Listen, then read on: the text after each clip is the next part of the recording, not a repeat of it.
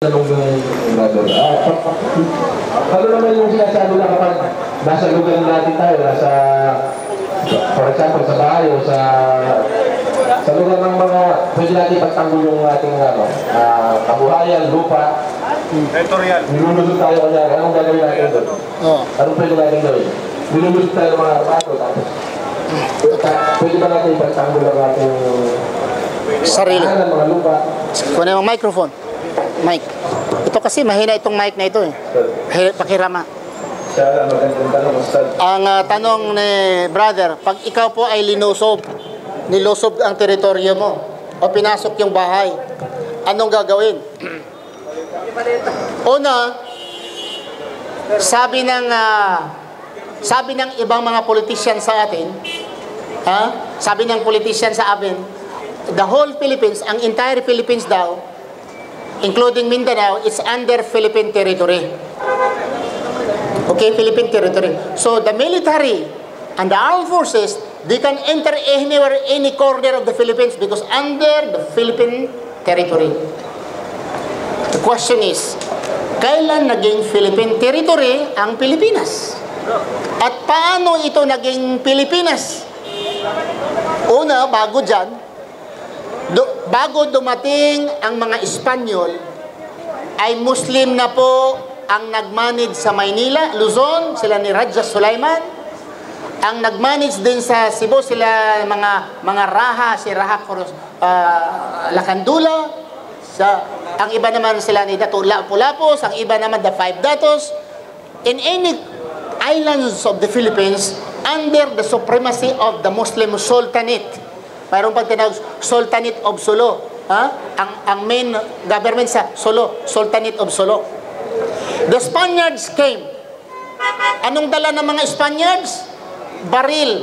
Nakipaggira sila and they declared this place Philippines in honor of King Philip II, the King of Spain.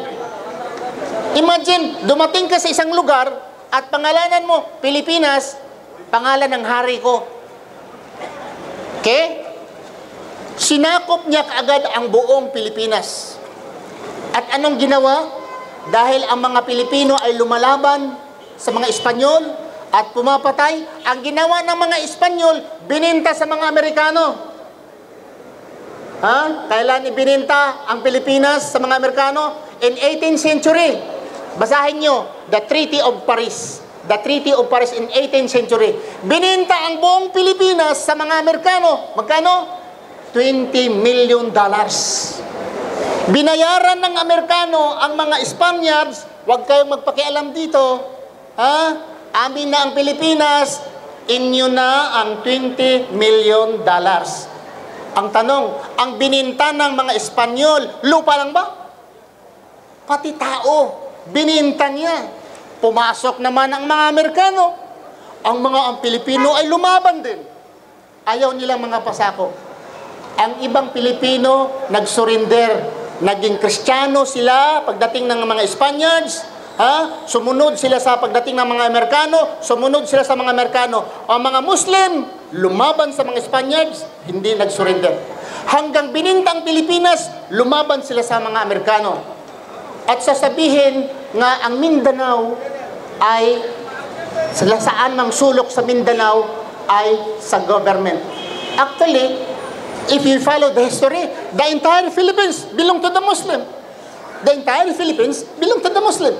Only the Muslim ran out. They ran out from Manila, Luzon, and in Visayas.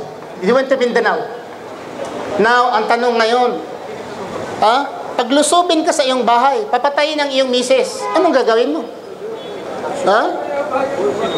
At may treaty sila. Saan loss of coordination or whatsoever, this is misencounter, ayon po ni Mr. Iqbal, is misencounter. But the point is that war is war. Kung ang mga karamihan ng mga Kristiyano sa Maynila at sa Visayas ay sumisigaw na all-out war, si Joseph Estrada, mahiya ka naman dating Presidente Joseph Estrada. Pinatay ng mga Muslim noon eh. Yung ikaw pa ang presidente, Ngayon naman, gusto naman mauubusin yung mga MI. MI lang ba ang mauubos nyo? Pati mga bata, uubusin ninyo. Bakit? Ang bala ba ay pipiliin niya itong bala para lang sa MI? Maghulog kayo ng bomba, MI lang bang mamatay? Ha? Ilang tulinatan yung bomba sa eroplano, ihulog nyo sa isang lugar, ang mapatay nyo, MI lang ba? Hindi ba yung papatay lamok ay pampatay ninyo?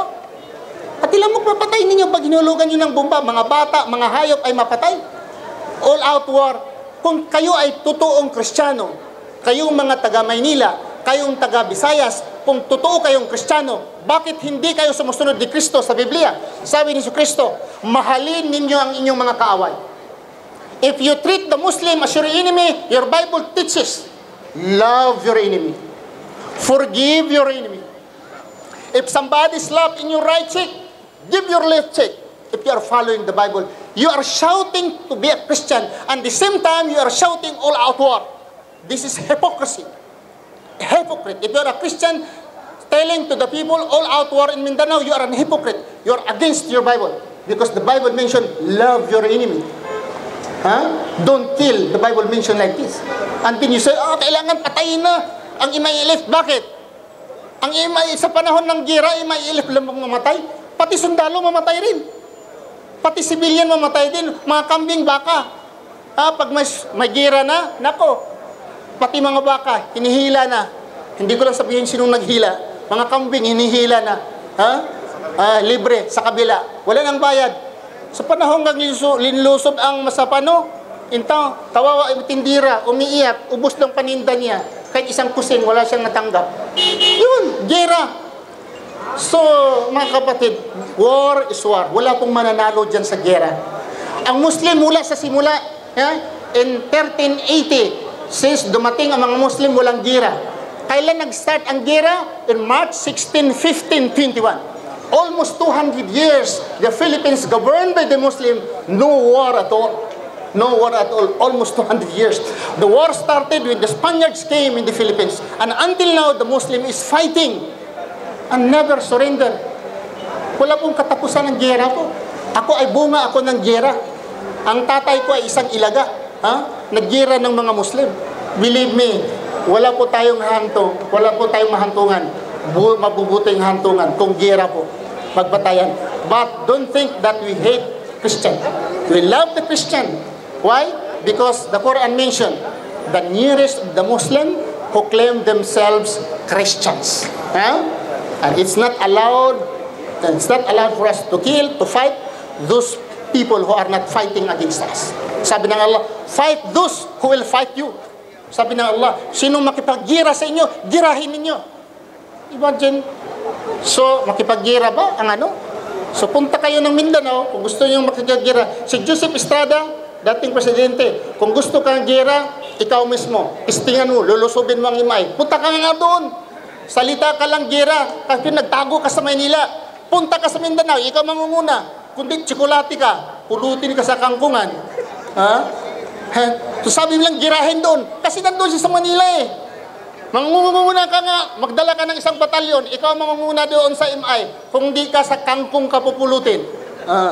Okay, sabi ng tao, gira-gira, gusto niyang gira. Eh, kay Hinando eh, nakaupo eh, nagtago eh. Ikaw nga, punta sa Mindanao, 22 lang ang kansayo, tira ng 22 lang.